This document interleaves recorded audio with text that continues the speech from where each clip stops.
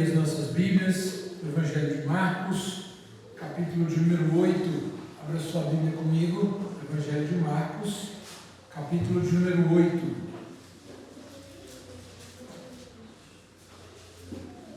Faremos a leitura dos versos de número 14 até o versículo de número 21. Marcos, capítulo 8, verso 14 até o verso de número 21.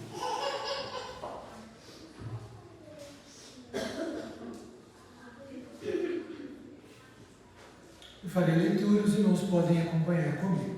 Marcos, capítulo 8, verso 14 até o versículo de número 21. Ora, aconteceu que eles, se esquecendo de levar pães, e no barco não tinham consigo senão um só. Preveniu-os Jesus, dizendo: Vede, guardai-vos do fermento dos fariseus e do fermento de Herodes. E eles discorriam entre si: É que não temos pão. Jesus, percebendo-o, lhes perguntou: Por que discorrieis sobre o não terdes pão? Ainda não considerastes, nem compreendestes? Tendes o coração endurecido? Tendo olhos não vedes, e tendo ouvido não ouvis? Não vos lembrais de quando parti os 5 pães para os 5.000? Quantos cestos cheios de pedaços recolhestes? Responderam: 12. E quando parti os 7 pães para os 4.000, quantos cestos cheios de pedaços recolhestes? Responderam: 7. Ao que lhes disse: Não compreendeis ainda? Irmãos, vamos orar, fechamos os nossos olhos, oremos ao Senhor. Ó Deus bendito, nós te louvamos e benzemos o teu santo nome, pois nesta noite, reunidos aqui com o seu povo para cultuar ao Senhor, nós agora lemos a sua palavra e nos preparamos para ouvir o Senhor falar conosco.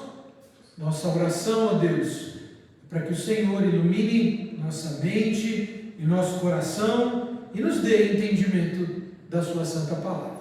Em nome de Jesus que nós oramos. Amém. Amém. Meus irmãos, você já teve a experiência de participar de uma aula e depois de ter ouvido várias horas de exposição de conteúdo, sair da sala de aula com a impressão de que você não entendeu nada? Ou talvez você já tenha tido essa mesma impressão com um livro que você leu. Você tem essa dificuldade? Às vezes, para que a gente consiga entender um livro, a gente precisa ler e reler. E se a gente está com a mente muito cheia, talvez quando a gente termine uma página, a gente já não se lembre mais do que estava escrito ali. Essa não é algo de poucas pessoas. Muitas pessoas têm dificuldades assim, e às vezes em determinadas situações, quando se deparam ali com um livro, vão dizer assim: eu não lembro de mais nada do que o autor escreveu, eu vou ter que voltar no início para poder ler. Eu lembro que na época do seminário, eu precisei ler um autor, um filósofo cristão. O nome dele era um pastor presbiteriano, um filósofo e um pastor presbiteriano chamado Cornelius Van Til. Você pense num livro difícil de ler. E eu sei que quando eu li o livro, tinha que ler o livro para um trabalho do seminário, eu terminei de ler pensando assim: olha, eu preciso ler muito para conseguir entender o que esse autor está querendo dizer. Talvez você tenha tido essa experiência com a regra de algum jogo. Você foi jogar um jogo e você estudou ali as regras do jogo, mas na hora de jogar, você já não se lembrava mais das regras. Ou mesmo do manual do seu carro. Não sei se você é desses que quando compra um carro, você lê o manual para entender como que funciona aquele carro. E às vezes você precisa voltar inúmeras vezes no manual para poder entender como se dá o funcionamento daquele carro. Talvez quando nós nos deparamos com uma aula, com um livro, com as regras de um jogo, ou mesmo com o manual de um carro que nós compramos, talvez nós teremos alguma dificuldade de compreender o que está sendo dito ali, e isso talvez porque você tenha tido uma noite de sono ruim, ou mesmo você tenha tido dias difíceis no trabalho, mas isso não é incomum, irmãos, essa é uma experiência de todos nós. Essa passagem, de alguma forma, relata esse tipo de experiência, porque vai descrever como que os discípulos do Senhor Jesus, mesmo depois de ter caminhado com Ele, andado com Ele, mesmo depois de terem sido instruídos por Ele, demonstram que ainda não haviam compreendido quem era o Senhor Jesus. E aí você percebe que às vezes nós não entendemos aquilo que nos é apresentado, não por causa da incapacidade do professor, mas por causa da nossa própria incapacidade. Ninguém poderia dizer que o Senhor Jesus não era um bom mestre. Ele ensinava, ele instruía os seus discípulos, mas ele também dava o exemplo. Mas ainda assim, depois de ter instruído os seus discípulos de diversas formas, chega um momento em que os discípulos demonstram que ainda não haviam compreendido. Não haviam compreendido quem era o Senhor Jesus e não haviam compreendido a natureza do Evangelho. E a razão pela qual eles não compreendem será revelada aqui nessa passagem pelo próprio Senhor. E aí, então, meus irmãos, nós nos deparamos aqui com o contexto dessa passagem. Jesus havia acabado de sair de um debate com os fariseus no texto anterior. Se você voltar aí um pouquinho, lá no versículo de número 19, você vai perceber que o Senhor Jesus havia, mais uma vez, se defrontado com os fariseus. Esses homens, via de regra, tentavam apanhar o Senhor Jesus em alguma falta. E no texto anterior, no versículo de número 11, o que o texto nos mostra é que esses homens, eles buscavam um sinal. Eles queriam uma evidência infalível de que Jesus fosse de fato quem ele dizia ser.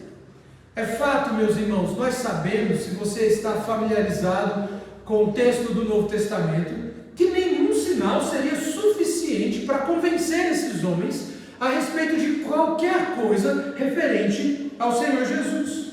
Qualquer sinal, por mais extraordinário que fosse, seria atribuído a Satanás, como eles já haviam feito antes. Você se lembra? Afinal de contas, eles haviam acusado o Senhor Jesus de expulsar demônios pelo poder do maioral dos demônios. Nesse embate, então, Jesus nega aos fariseus aquilo que eles queriam. Ele já havia dado sinais suficientes acerca da sua identidade, acerca da sua messianidade. Os milagres relatados anteriormente comprovavam a sua messianidade e a sua autoridade. No texto dos versículos 14 ao 21, de alguma forma nós vemos que o Senhor Jesus ele vai fazer menção a respeito de alguns desses milagres, desses feitos extraordinários que ele havia realizado, que por si só eram evidências suficientes acerca da verdade daquilo que o Senhor Jesus havia anunciado. Ele vai fazer referência aqui ao fato de que ele havia, em 2 ocasiões, multiplicado pães e peixes. Então, nós nos lembramos do capítulo de número 6. No capítulo de número 6, o Senhor Jesus multiplicou 5 pães e 2 peixes para uma multidão de 5.000 pessoas. E lembre-se, é importante dizer que esses 5.000 eram os homens que o texto bíblico contabiliza. Naquela época, nas multidões, crianças e mulheres não eram contadas. Então é provável, irmãos, que houvesse ali uma multidão de mais de 20.000 pessoas. Algumas pessoas vão dizer que inclusive fosse uma multidão de cerca de 25.000 pessoas. 5 pães e 2 peixes foram o suficiente para alimentar uma multidão de pessoas. E a passagem vai dizer que ainda sobraram pães e peixes. Quantos cestos de pães e peixes sobraram? O texto bíblico vai dizer que no primeiro momento sobraram 12 cestos. No capítulo de número 8, no início do capítulo, o Senhor Jesus realiza o mesmo milagre. É um outro grupo, é uma nova multidão. Aqui não são 5.000 pessoas, como nós vimos no capítulo anterior, O texto vai dizer assim, capítulo de número 8: naqueles dias, quando outra vez se reuniu grande multidão, e não tendo eles o que comer, chamou Jesus os discípulos e lhes disse: tenho compaixão dessa gente, porque há 3 dias que permanecem comigo e não têm o que comer. Se eu os despedir para suas casas em jejum, desfalecerão pelo caminho. E alguns deles vieram de longe. Mas os seus discípulos lhe responderam: de onde poderá alguém fartá-los de pão nesse deserto? E Jesus lhes perguntou: quantos pães tendes? Responderam eles: 7.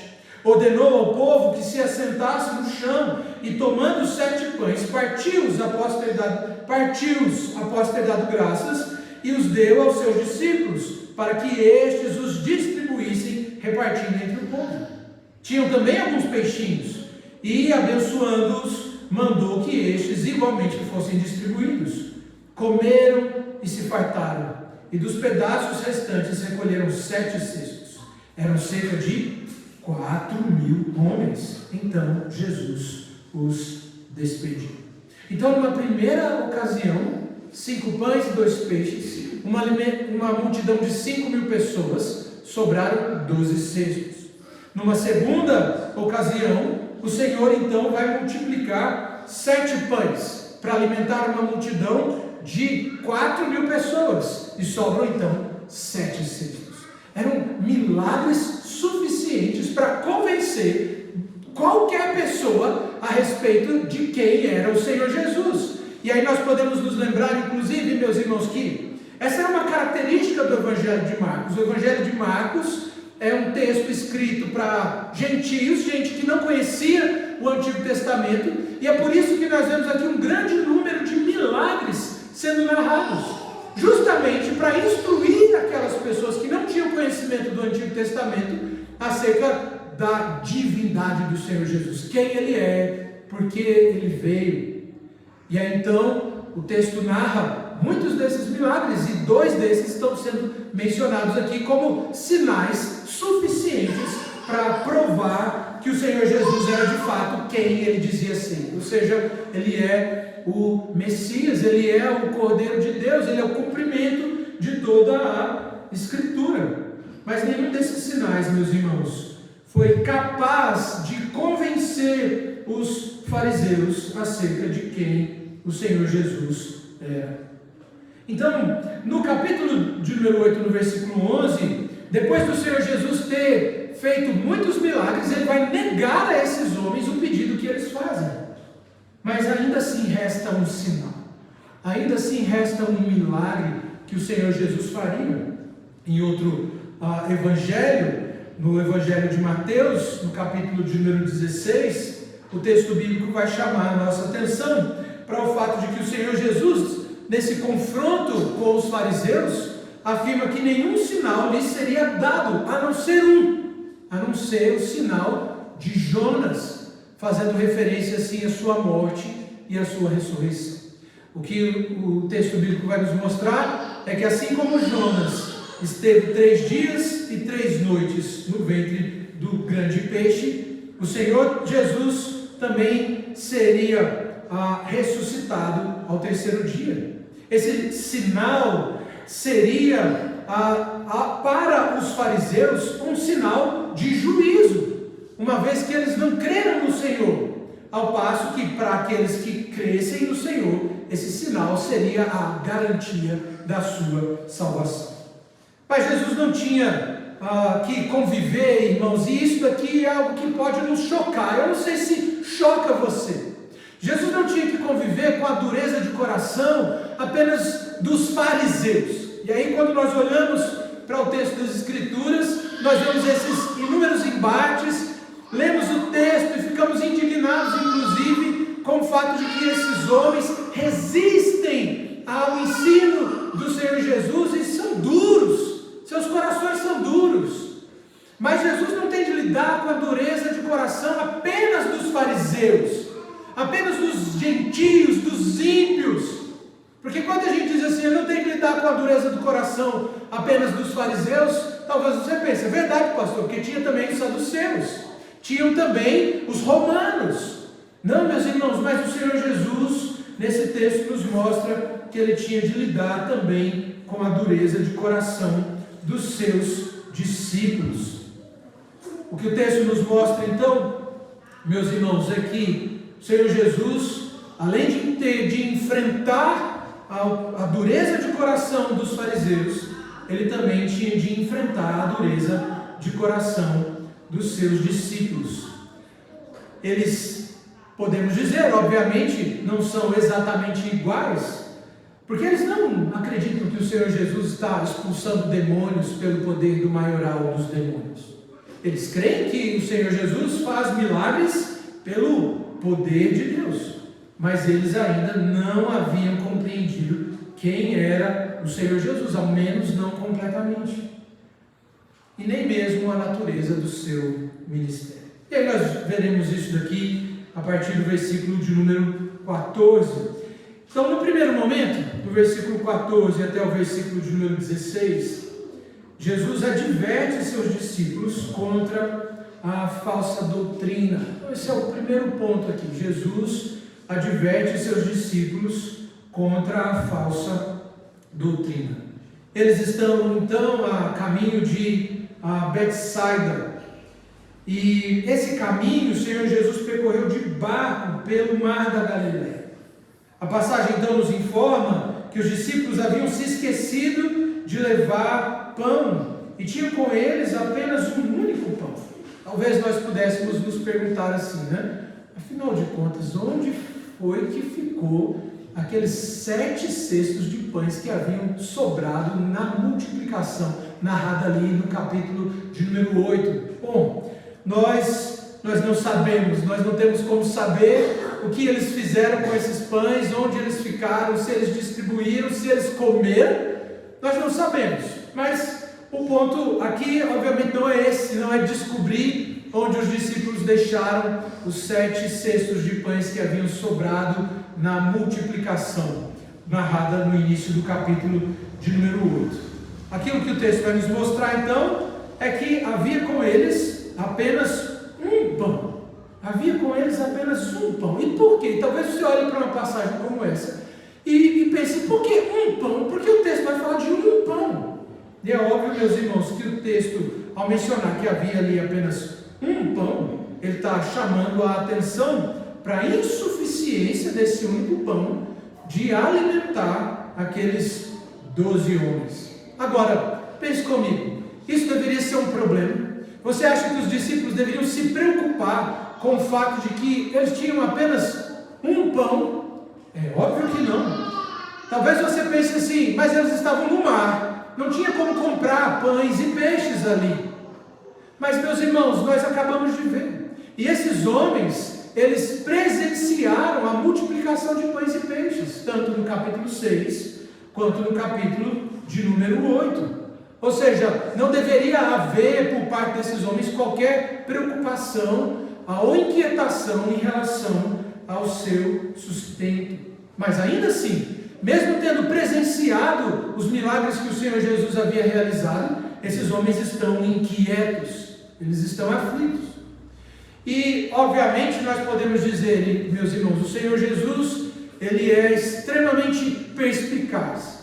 E é exatamente nesse momento em que o texto vai mencionar a inquietação desses homens, é que o Senhor Jesus, ele vai adverti-los.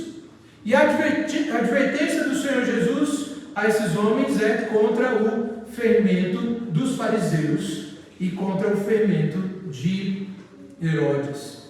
É óbvio, meus irmãos, Jesus faz essa consideração por causa da incredulidade dos fariseus e seu pedido de sinal. Então, qual é o contexto dessa advertência? Ele havia acabado de passar por um embate com os fariseus ali no versículo de número 11. Então o Senhor Jesus vai advertir os seus discípulos justamente por causa da incredulidade desses homens, demonstrada quando eles então pediram um sinal. Jesus então não estava falando sobre pão. Quando ele diz cuidado com o fermento dos fariseus, Jesus não está falando sobre pão. Jesus está falando sobre a doutrina e sobre a hipocrisia dos fariseus. Agora, quanto à advertência contra o fermento de Herodes, por que Jesus fala do fermento de Herodes? Nós não sabemos muito bem, porque Jesus faz essa referência aqui. O William Hendrickson, no entanto, comentando o texto de Marcos, ele vai dizer que Jesus faz essa referência a Herodes por conta da proximidade dos saduceus com os herodianos. Os saduceus, que eram aquele outro partido dentro do judaísmo, eles eram a classe sacerdotal. A ordem sacerdotal, ela dependia dos favores de Herodes para continuar existindo.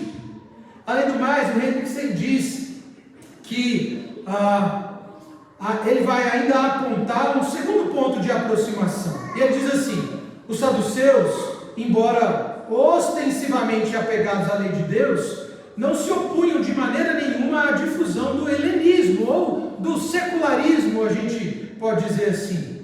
Como eles rejeitavam a ressurreição do corpo e a imortalidade da alma, seu interesse era absorvido aqui e agora. Eles eram homens extremamente materialistas, eles não tinham a mente ou o coração nas questões celestiais. Afinal de contas, como nós já mencionamos aqui, eles sequer acreditavam em ressurreição dos mortos. Nós podemos dizer, irmãos, que eles eram mundanos, e nesse aspecto então assemelhavam-se assim a Herodes e aos seus amigos. Então, quando ele fala de fermento dos fariseus e fermento de Herodes, o que então ele está querendo dizer aqui? Então tem três coisas que nós podemos destacar. O que então o Senhor Jesus, ou contra quem o Senhor Jesus está advertindo quando ele fala de fermento de fariseus e fermento de Herodes? Primeiro ponto, ele está advertindo contra o tradicionalismo dos fariseus e a sua dureza de coração. Segundo ponto, ele está advertindo contra o secularismo de Herodes e de seus seguidores. E o terceiro ponto, ele está advertindo contra o ceticismo dos saduceus, contra a incredulidade dos saduceus. No entanto, meus irmãos, o que o texto claramente vai nos mostrar é que os discípulos não compreenderam. Eles realmente achavam que o Senhor Jesus estivesse falando sobre pão. E a ignorância dos discípulos, então, será exposta e repreendida pelo Senhor Jesus. E aí nós temos a segunda parte do texto, versículo 17 até o versículo de número 21, onde o Senhor Jesus reprova a dureza do coração dos discípulos. Do verso 17 até o versículo de número 21, o Senhor Jesus vai reprovar a dureza de coração dos discípulos. E aqui, meus irmãos, Jesus claramente estava usando uma linguagem que era conhecida por parte dos seus discípulos, que eram judeus. Se os irmãos se lembram, o texto bíblico nos ensina que no período do Antigo Testamento havia a proibição de que em determinadas ocasiões o povo hebreu tivesse fermento em suas casas. Você se lembra da instituição da festa dos pães asmos, que era uma festa que acontecia concomitante à festa da Páscoa. Nessa ocasião, os hebreus não podiam comer pães com fermento, e eles tinham inclusive que retirar todo o fermento da sua casa, porque de alguma forma aquele fermento ele representava a influência pagã do Egito. Uma vez que o Senhor os libertou do cativeiro egípcio, é como se eles estivessem deixando para trás toda a impureza, toda a influência pagã que de alguma forma eles pudessem ter absorvido durante o seu período de cativeiro. Era um ato simbólico que representava a libertação daquelas pessoas de toda a influência pecaminosa que eles haviam recebido no Egito. Ao falar então do fermento dos fariseus, Jesus está fazendo referência aqui, obviamente, a algo ruim, algo que é negativo. Ele não tem em mente aqui o alimento em si, mas ele tem em mente esse conhecimento que os judeus têm a respeito do fermento como algo ruim, algo que estava associado com a cultura e a religião egípcia no período do Antigo Testamento. Então, ao falar de fermento dos fariseus, Jesus estava falando sobre a capacidade de influência e a contaminação pela doutrina dos fariseus e pelo mundanismo dos saduceus e de Herodes. Um parênteses que fazemos aqui, meus irmãos, é perceber como o legalismo, ou mesmo o mundanismo, o secularismo, são cosmovisões amplamente difundidas e abraçadas. Obviamente, tudo aquilo que não é o Evangelho é facilmente abraçado pelo mundo. O que é difícil é abraçar o Evangelho, é reconhecer a verdade do Evangelho, é viver em conformidade com o Evangelho. Mas tudo aquilo que não é o Evangelho é facilmente recebido e abraçado pelo mundo. Jesus, então, ao perceber que seus discípulos ainda não haviam compreendido sobre o que ele estava falando, ele vai repreendê-los. E a gente pode dizer, uma repreensão dura que o Senhor Jesus faz aqui contra os seus discípulos. Ele vai utilizar uma linguagem condenatória, que nós podemos perceber no Evangelho de Marcos, no capítulo de número 4, também no capítulo 6, mas também no livro do profeta Isaías, capítulo de número 6. Em ambas essas passagens, o que Jesus faz é aqui essa condenação, uma acusação condenatória. Eles são como Israel no Antigo Testamento e como os fariseus do Novo Testamento. Jesus está aqui apontando o fracasso dos seus discípulos no discipulado. Marcos trata esse tema como um dos principais assuntos ao longo do seu Evangelho.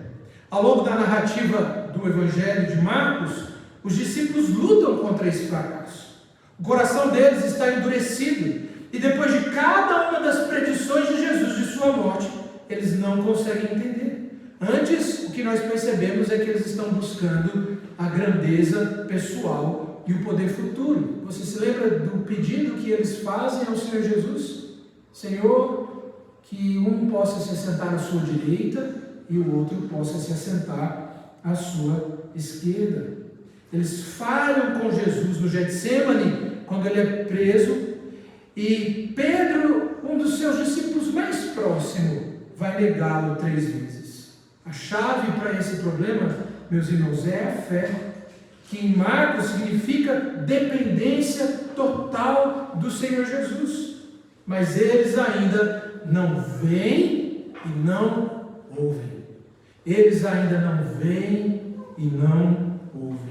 E aqui nós vemos uma ironia, porque de alguma forma o texto está dizendo: vocês ainda não veem, vocês não ouviram, vocês não compreenderam. E óbvio, ver e ouvir está relacionado à compreensão, está relacionado à percepção daquilo que o Senhor Jesus tem ensinado e aquilo que o Senhor Jesus tem instruído a eles. Mas mesmo tendo caminhado com o Senhor Jesus fez milagres, mas é como se eles não estivessem vendo. O Senhor Jesus os ensina e os instrui, mas é como se eles não estivessem ouvindo. E qual é a ironia, meus irmãos, que nós podemos perceber? É que essa passagem que nós lemos do capítulo 8, verso 14 ao 21, ela está emoldurada. Se você olhar o contexto, você vai perceber isso. Ela está emoldurada pela cura de um surdo e de um cego. Ela está emoldurada pela cura de um surdo e de um cego. Se você voltar a sua Bíblia lá no capítulo de número 7, versículo de número 31 a 37, e depois no capítulo de número 8, verso 22 ao 26, você vai ver isso. No capítulo de número 7, o Senhor Jesus vai curar um surdo. E no capítulo de número 8, o Senhor Jesus vai curar um cego. Ele está fazendo com que homens cegos vejam e homens surdos ouçam, mas os seus discípulos ainda não haviam compreendido. É como se eles ainda não tivessem ouvido, ou como se eles ainda não tivessem visto. Assim como esses homens, os discípulos eram cegos e surdos para ver a verdade do Evangelho. Mas assim como eles foram curados de suas enfermidades, os discípulos também poderiam ser curados de sua cegueira espiritual. O que eles precisavam, meus irmãos? Eles precisavam lembrar.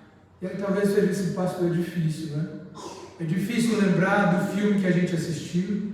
É difícil lembrar do livro que a gente leu. É difícil lembrar da aula daquele professor na faculdade. Mas é isso que esses homens precisam. Eles precisam lembrar. E lembrar nas Escrituras, meus irmãos, é entender e agir conforme esse conhecimento. Então, lembrar não é simplesmente, lembrei, aquilo aconteceu, aquele professor disse isso. Não, lembrar da Escritura é muito mais do que isso. Lembrar da Escritura é entender e agir em conformidade com esse conhecimento. Sendo assim, eles não precisavam apenas lembrar o que Jesus fez nas 2 multiplicações de pães e peixes. Eles precisavam compreender quem era Jesus e agir como verdadeiros discípulos. E é por isso que Jesus então vai lembrá-los dos milagres de multiplicação de pães e peixes, tanto do capítulo 6 quanto do capítulo de número 8. Diferente então do Evangelho de Mateus, lá no capítulo de número 16, do versículo 5 ao 12, onde o texto narra o mesmo evento, ele aqui não termina com ele não termina afirmando que os discípulos haviam compreendido. Ele termina com um questionamento. Olha o versículo de número 21. Ao que lhes disse Jesus: não compreendeis ainda. Ele termina então com um questionamento. Vocês ainda não entenderam? Você já entendeu? Vocês ainda não entenderam isso?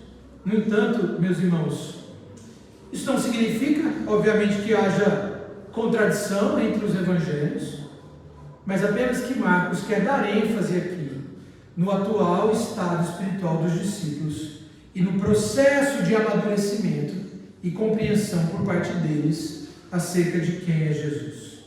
Aqui Jesus os acusa de cegueira, mas pela graça de Deus e pela obra do Espírito Santo, eles ainda irão ver, como nós vemos tanto na confissão de Pedro, mais tarde, quando ele fez uma espécie de pública profissão de fé, ao afirmar que o Senhor Jesus era o Filho de Deus. Como nós podemos ver também na transfiguração do Senhor Jesus. Eles ainda vão compreender. Mas eu quero então, irmãos, fazer algumas aplicações e algumas considerações finais antes de nós encerrarmos. Primeira delas, os discípulos precisavam preservar uma mentalidade celestial. E aí você percebe que aqui eles ainda estão de alguma forma presos no aqui e no agora. Eles estavam vendo milagres, sendo ensinados pelo Senhor Jesus, mas parece que a sua principal preocupação era o pão. Parece que essa era a sua principal preocupação. Nós nos lembramos, inclusive, meus irmãos, das palavras do Senhor nos ensinando que nós não devemos nos preocupar com o que havemos de comer ou com o que havemos de vestir, porque o Senhor cuida de todas essas coisas. Mas esses homens, eles estavam preocupados com o pão. Afinal de contas, meus irmãos, essa é uma distinção entre cristãos e não cristãos. Onde está o seu coração e onde está a sua mente, onde estão os seus pensamentos? Os discípulos nessa passagem estão focados naquilo que é material. Essa preocupação materialista os impede de focar e compreender o cuidado amoroso e providencial de Jesus para com eles. Eles estão preocupados com o pão e Jesus quer que eles se preocupem com coisas que são mais importantes. Paulo, ao escrever aos Colossenses, ele vai dizer assim: portanto, se fostes ressuscitados juntamente com Cristo, buscai as coisas lá do alto, onde Cristo vive, assentado à direita de Deus. Pensai nas coisas lá do alto, não nas que são aqui da terra, porque morrestes e a vossa vida está oculta juntamente com Cristo em Deus. Assim como esses discípulos, meus irmãos, nós precisamos aprender a colocar o nosso coração e os nossos pensamentos nas coisas lá do alto. O segundo ponto que eu quero destacar aqui com os irmãos é que isso obviamente não significa que Deus não esteja preocupado com os nossos dilemas ou que nossas necessidades sejam irrelevantes para Deus. Antes, o que as Escrituras nos ensinam é que devemos lançar nossas preocupações sobre Ele, como vai dizer o apóstolo Pedro, no capítulo de número 5, versículo de número 7 da sua primeira carta. E que devemos confiar que Ele há de suprir todas as nossas necessidades diárias, como nós vemos no Evangelho de Mateus, no capítulo de número 6, versículo 25 até o versículo de número 33. O Senhor é quem supre cada uma das nossas necessidades diárias, e Ele nos ensina sobre isso, e nós podemos, meus irmãos, presenciar o cuidado diário do Senhor para conosco, suprindo cada uma das nossas necessidades, a começar da primeira refeição que nós fazemos do dia. Quando nós colocamos o pão à mesa, a garrafa de café à mesa, nós podemos olhar para aquela provisão e reconhecer: o Senhor é quem tem cuidado de nós. Mas eu gostaria também de destacar um outro ponto, que creio eu estar relacionado com a passagem. E esse ponto é: lembre-se da presença de Deus e de Cristo no passado, e assim você será socorrido no presente. O que eu estou querendo dizer aqui, meus irmãos? É que esses discípulos deveriam se lembrar daquilo que o Senhor Jesus havia feito em favor deles num passado remoto. E a gente não está falando algo de alguma coisa que aconteceu muito tempo atrás, mas a gente está falando de algo que havia acontecido recentemente na vida desses discípulos. E de alguma forma, meus irmãos, nós precisamos nos lembrar. Nós precisamos nos lembrar de quantas vezes o Senhor já nos socorreu, de quantas vezes o Senhor já veio ao nosso encontro. E nós passamos por aflições, é um fato, como homens, debaixo do sol, vivendo a vida debaixo do sol. Nós enfrentamos e vamos enfrentar muitos desafios. E diante desses desafios, meus irmãos, nós podemos nos sentir atemorizados, amedrontados, com receio, com medo de que as coisas venham a dar errado, que o barco venha a naufragar. Mas ao mesmo tempo, meus irmãos, nós precisamos lembrar que até aqui o Senhor tem nos socorrido. E aquilo que deve encher o nosso coração não são os desafios do tempo presente, mas aquilo que deve encher o nosso coração é a esperança por meio da convicção de que o Senhor tem sustentado o seu povo ao longo da história. E aqui nós olhamos para isso na vida desses discípulos. Eles poderiam olhar para alguns dias antes e se lembrarem assim: olha, a gente só tem um pão, mas o Senhor multiplicou pães lá atrás. Ou eles poderiam, como judeus que eram, se lembrar do Antigo Testamento e ver como que o Senhor havia sido providente para com o seu povo no período da Antiga Aliança. Se o Senhor cuidou deles até ali, eles poderiam ter convicção que o Senhor continuaria cuidando deles. Então, às vezes, aquilo que a gente precisa, diante dos desafios que a gente tem que enfrentar, é lembrar de quanto o Senhor tem cuidado de nós e como Ele tem sido, de forma misericordiosa e graciosa, providente em nossas vidas. Mas, quarto ponto que eu gostaria de destacar aqui, meus irmãos, é que, como crentes em Cristo Jesus, devemos nos lembrar da advertência do Senhor Jesus aos seus discípulos e tomar cuidado, tanto com o legalismo dos fariseus, como com o mundanismo ou secularismo materialista dos saduceus. Nós somos chamados para viver uma vida santa e de total dependência do Senhor Jesus. E por fim, o último ponto que eu gostaria de destacar: devemos lembrar, conforme o sentido bíblico, ou seja, entender o Evangelho, entender quem é o Senhor Jesus e agir então em conformidade com esse conhecimento. Na verdade, esse é o verdadeiro que o Senhor Jesus requer de nós. Esse é o conhecimento verdadeiro que o Senhor Jesus requer de nós, ou seja, um conhecimento e fé que se traduz em prática.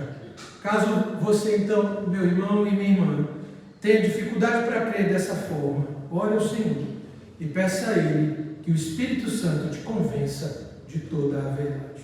Sendo assim, essa passagem que de forma brilhante compara a cegueira e a surdez de dois indivíduos com a cegueira espiritual dos discípulos, serve de alerta para todos nós. Os discípulos foram reprovados pelo Senhor Jesus. Sua ignorância tinha sua raiz na dureza de seus corações. O problema deles não era cognitivo, era na verdade um problema do coração.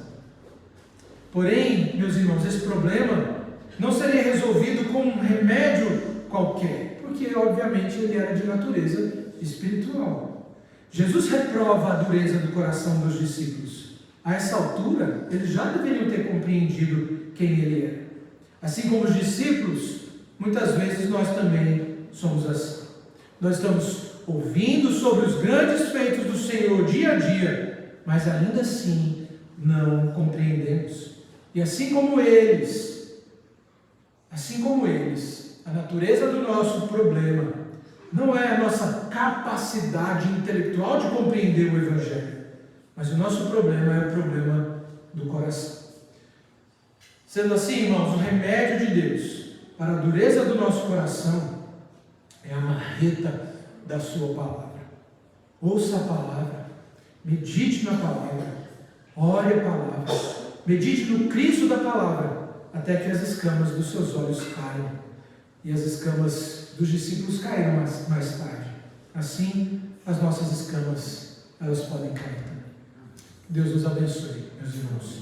Quero chamar então os nossos presbíteros aqui à frente para nos auxiliar nesse momento na distribuição dos elementos da ceia do Senhor.